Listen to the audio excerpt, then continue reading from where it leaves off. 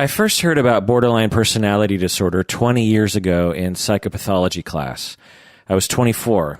I had never heard of borderline personality disorder before.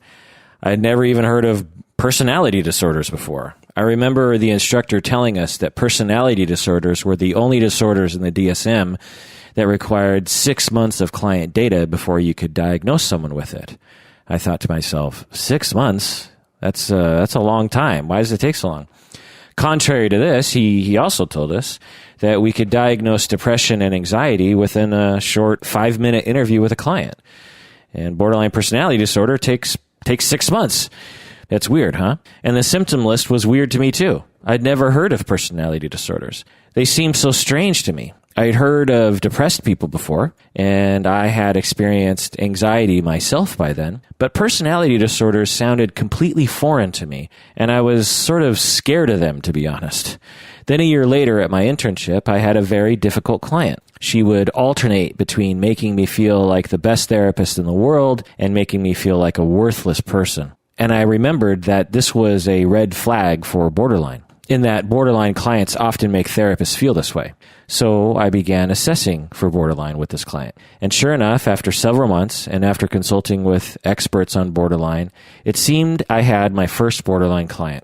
And then people told me to refer her to someone else because these clients are no fun to work with. But I found that I actually enjoyed the struggle with this client. It felt like real therapy to me. It involved all the things I enjoyed about being a therapist. Things like transference and countertransference and projective identification and corrective experiences and the therapeutic relationship and so on. But it was hard work. She was exhausting and frustrating at times.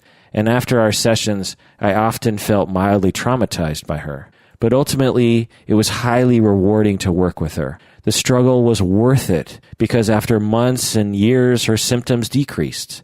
She found that she began to like herself. She found that she was able to trust others for the first time in her life. And my work with her was very meaningful to me in this way.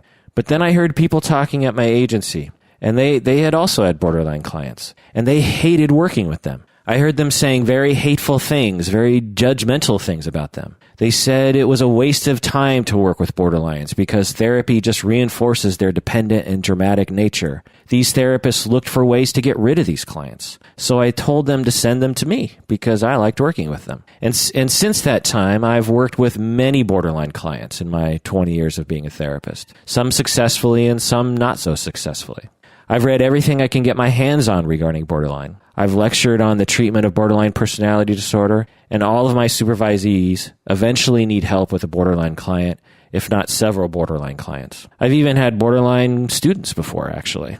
That might surprise you that sometimes people diagnosed with borderline who fit the criteria, they decide to become therapists, and so that happens at times too. And then I saw borderline personality disorder being portrayed in movies. In Fatal Attraction, Glenn Close's character was identified by some to be indicative of borderline, and as a result, people thought that borderline people would try to kill you if you broke up with them. In the movie Girl Interrupted, the Winona Ryder character was supposed to have borderline personality disorder, but to me, she just seemed a little depressed. And as a result of this popular movie, people got a very inaccurate representation of borderline, in my opinion. Some people even think that Darth Vader is borderline because of the way he behaved as a young man. For example, he loved Obi-Wan and then suddenly hated him. And he intensely loved Padme in a self-destructive manner, which is, also somewhat indicative of borderline. But I think it's a little silly to equate Darth Vader as borderline. He doesn't really fit it.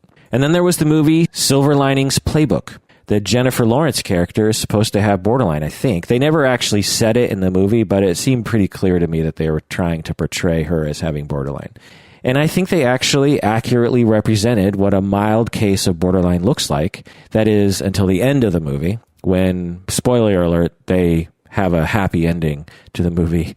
And if the movie was to accurately portray borderline, there would have been a more nuanced ending, I think. But I would say of all the popular depictions of borderline that I've seen, I would say Silver Linings Playbook is the closest to reality.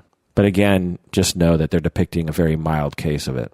And then I started podcasting, and I would get emails about borderline. Like this one from listener Kristen, who is a psychology student, or at least was when she emailed this. She said, "Can you do a podcast on borderline personality disorder? I've studied case studies and theories, but still cannot clearly summarize the disorder. I understand supposed causes of borderline personality disorder and that DBT is specifically used as a form of treatment. The clearest way someone has been able to summarize borderline personality disorder to me is someone who cannot take responsibility for themselves. I know there is a lot more to this, and that some therapists see patients with borderline personality disorder as their worst nightmare because of suicide attempts and successes. Could you shed some light on this disorder?" That's the end of the email from listener Kristen. And then I recently did an episode on psychodynamic self-analysis in which I analyzed my countertransference during a difficult clinical moment with a borderline client. And then a patron of the podcast emailed me.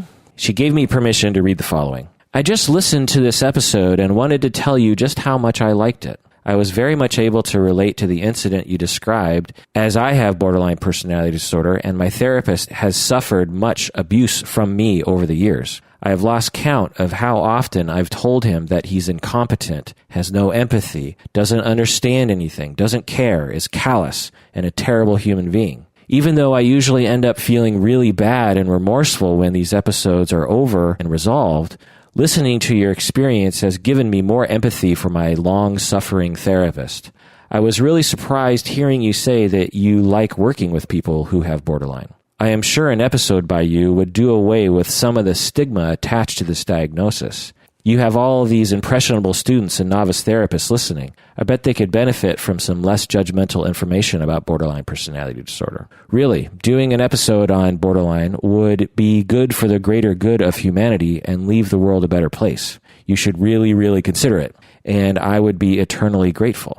That's the end of the email from the patron. Well, since you're a patron, your wish is my command. So, in this episode, I will read more from this anonymous email, and I will review the literature on borderline, which goes all the way back to Freud. And I will describe how to understand people with borderline personality disorder, and how to treat them, and how to cope with them, and how to deal with people with borderline traits in your personal life. Welcome to the Psychology in Seattle podcast. I'm your host, Dr. Kirk Honda. I am chair of the Couple and Family Therapy program at Antioch University, Seattle, and I'm also a licensed psychotherapist. This episode is just for patrons of the podcast, so if you're listening to this and you're not a patron of the podcast, this episode will end before the content begins. If you want to hear the full episode, you have to become a patron of the podcast by going to patreon.com. That's patreon.com to become a patron of the podcast. Patrons of the podcast get access to exclusive episodes like this one, along with other various benefits and swag. And remember that 20% of your monthly pledge goes toward various charities that we support. So again, if you haven't already, go to patreon.com and become a patron of our podcast to get access to this episode along with other exclusive episodes.